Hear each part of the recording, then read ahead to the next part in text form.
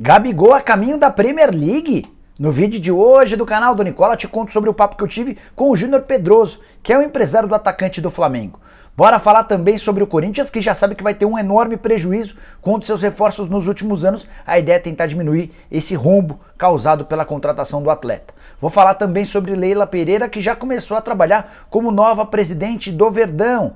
Tem ainda informações a respeito do Vasco, que vai seguir os caminhos de Botafogo e Cruzeiro para se tornar uma sociedade anônima do futebol. Para completar tudo sobre a crise no futebol baiano, situação bem delicada, trago ainda novidades sobre a Portuguesa, o Fluminense, o Atlético Paranaense, o Internacional, além do Santos. Tudo isso a partir de agora, não sem antes me apresentar. Sou o Jorge Nicola e criei esse canal no YouTube para 1.100.000 inscritos para deixar vocês super bem informados. Para não ficar fora de toda essa galera, é só apertar esse botãozinho vermelho de inscreva-se. Prometo trazer informações exclusivas de mercado, bastidores, finanças, entre outras coisas bem legais. Combinado?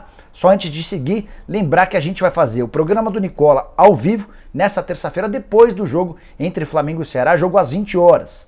A gente deve começar por volta das 22, pode ser a live do campeão. Se o Atlético Mineiro, ou melhor, se o Flamengo empatar ou perder com o Ceará, o Galo será campeão brasileiro de forma matemática. Bora começar o vídeo falando sobre o Liverpool, que anunciou nessa terça-feira que Tafarel, é o ex-goleiro da seleção brasileira, é seu novo preparador de goleiros. Tafarel, que já trabalhou nessa mesma função na seleção brasileira, deve ter sido uma indicação do Alisson, que inclusive é atleta da nossa seleção. Quero falar também, aproveitando sobre mercado e nomes do exterior, para contar que a seleção uruguaia, depois de não chegar a um acordo com o Galhardo, concentrou seus esforços na contratação de Diego Aguirre, que é técnico do Internacional. O anúncio deve ocorrer até o fim dessa semana, embora o Aguirre tenha um compromisso assumido com os dirigentes do Inter de terminar o Campeonato Brasileiro. Ele só se apresentaria para começar a comandar a seleção uruguaia a partir da metade do mês de dezembro. O Campeonato Brasileiro está bem perto do fim. Quero contar ainda que o Santos notificou o Flamengo de Guarulhos sobre sua intenção de contratar o Juan, menino que tem feito enorme sucesso. Ele é o artilheiro do Sub-20 e do Sub-23 nessa atual temporada. Está emprestado até 31 de dezembro, a opção de compra é de R$700 mil. O Santos já havia afirmado que não tinha esse dinheiro, o Flamengo falou, tá bom, a gente negocia com outros clubes, Flamengo de Guarulhos.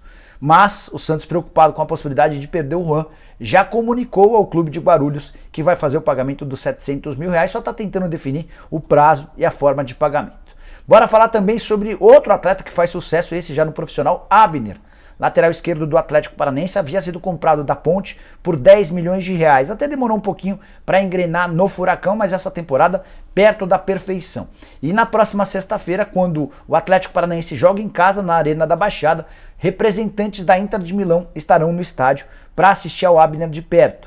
O clube italiano está monitorando os passos do Abner, avaliando a possibilidade de fazer uma proposta. O Atlético Paranaense, ao longo desse ano, já recebeu sondagens, mas o Mário Celso Petralha entendeu que é necessário que o Abner fique mais um pouco no Atlético para que se valorize ainda mais e possa sair por bastante dinheiro. Para fechar o giro de informações, contar que o Luan, ex-atacante do Palmeiras, lembra dele? Passagem por todos os clubes do mundo, União São João, entre vários outros times, é o mais novo reforço da Portuguesa. Já veterano, vai se juntar ao Luiz Ricardo, entre outros atletas. A Lusa montando seu time para a disputa da Série A2 do Paulistão. E por último, mas não menos importante, Felipe Melo, que ainda não definiu seu futuro em relação ao Palmeiras. O contrato acaba em 31 de dezembro. Tem mais um interessado, já havia contado para vocês sobre o Internacional. Tem também uma especulação do São Paulo, não confirmada por nenhuma das partes, mas o Fluminense é o mais novo interessado na contratação do volante, que pode estar vivendo seus últimos dias de contrato com o Palmeiras. Bom, bora falar agora sobre a crise no futebol baiano. Talvez você não tenha parado para pensar, mas o ano de 2021 tem sido até aqui trágico para os clubes de lá. A Juazeirense, que disputava a Série C, caiu para a Série D. Não é Juazeirense, não. Jacuipense, desculpa. Caiu da Série C para a Série D. Já o Vitória foi, nesse final de semana, teve confirmado seu rebaixamento da Série B para a Série C, ou seja, já são duas quedas. E a gente pode ter mais uma queda, essa extremamente importante, de um clube da primeira divisão. O Bahia, na Série A, corre enorme risco de rebaixamento, especialmente depois de ter perdido para o Atlético Goianiense em Goiânia nessa segunda-feira. O Bahia hoje, ao lado do Juventude, os dois são os grandes candidatos à quarta e última vaga do rebaixamento. Chapecoense já caiu, o Sport praticamente rebaixado, o Grêmio precisa de um enorme milagre para escapar. Resta a definição dessa quarta e última vaga. O Juventude e o Bahia aparecem hoje como os principais candidatos à queda. O Bahia vai precisar melhorar bastante para não se juntar a Jacuipense e ao Vitória como times rebaixados nessa atual temporada. Bora mudar de assunto e falar sobre o Vasco, que decidiu seguir os caminhos de Botafogo e Cruzeiro para se transformar numa sociedade anônima do futebol, aquela história do clube empresa. O presidente do Vasco, Jorge Salgado, enviou um comunicado aos principais órgãos do clube, o presidente do Conselho Deliberativo, aos membros do Conselho Deliberativo, entre outros órgãos, aquela galera dos beneméritos do Vasco, afirmando que o Vasco estuda se transformar num clube empresa, numa sociedade anônima do futebol. Entre as vantagens explicadas nessa carta pelo Jorge Salgado estão a possibilidade de emissão de debentures do futebol, além de um título de uma dívida que funcionaria como um mecanismo que permitiria ao Vasco captar dinheiro no mercado financeiro com juros mais baixos do que os disponíveis no momento. É importante contar que nessa carta não existe nenhuma menção a valores, nem o percentual que o Vasco destinaria a um possível investidor nacional ou internacional. Os clubes brasileiros que já estão no fundo do poço, sem receita, com enormes dificuldades, vão acabar recorrendo ao clube empresa. E os demais vão aguardar pelo sucesso ou pelo fracasso desses times para tomarem uma posição. O Cruzeiro deve ser o primeiro a se tornar um clube empresa comprado por investidores. O registro do Cruzeiro como SAF já surgiu nessa segunda-feira. O Botafogo também está em processo avançado e agora o Vasco é mais um a caminhar nesse sentido. Só para completar, ainda sobre a carta enviada pelo Jorge Salgado aos vascaínos, lá consta que todos os imóveis do clube não serão envolvidos em qualquer possibilidade de aquisição de investidores internacionais, tá bom? Quero falar agora sobre a primeira medida de Leila Pereira como presidente do Palmeiras. Você sabe que no último sábado ela teve a sua eleição confirmada, será presidente do Palmeiras pelos próximos 3 anos. Toma posse somente em 15 de dezembro, mas já tem sido dela as principais decisões e o planejamento do Palmeiras para a próxima temporada. A primeira medida tomada pela Leila foi de acatar uma sugestão que veio do departamento de futebol de mudar a programação de férias. O Palmeiras imaginava que o Mundial de Clubes aconteceria na segunda quinzena de fevereiro, mas o Mundial nos Emirados Árabes vai ser jogado de 3 a 12 de fevereiro. Até por isso o Abel Ferreira sugeriu que houvesse uma antecipação das férias dos atletas, para que eles pudessem voltar em 5 de janeiro e tivessem pelo menos um mês de preparação para a disputa do Mundial. Está longe do ideal, certamente seria melhor que o Palmeiras não tivesse esse período de férias, mas causaria um enorme problema para a próxima temporada se os atletas não tivessem férias. Então o que o Palmeiras fez? A partir desse sábado, depois da rodada de sábado, todos os atletas titulares estarão liberados e vai caber aos reservas completar o campeonato pelo Palmeiras. Eles saem de férias agora e retornam no dia 5 de janeiro, vão ter pouco menos de um mês para se preparar para o Mundial de Clubes nos Emirados Árabes Unidos. Outra coisa importante, nessa segunda-feira, apesar de ainda não ter tomado posse, a Leila já esteve na academia de futebol e se encontrou e se reuniu com o presidente Maurício Gagliotti, com o vice Paulo Buozzi e com Anderson Barros. O encontro serviu para debate de uma série de coisas. Renovações ou não dos contratos de Felipe Melo e Jailson, futuro de Anderson Barros, a definição do substituto de Edu Dracena, o Abel Ferreira fica ou não fica. Tudo isso está sendo repassado pelo Maurício Gagliotti para Leila Pereira. Todas as decisões, a partir de agora, serão tomadas pela nova presidente do Palmeiras. Antes de mudar de assunto e de continuar falando as coisas para vocês, só queria lembrar que a gente criou o canal de cortes do Nicola, aqui no YouTube. Para que eu criei? Explico.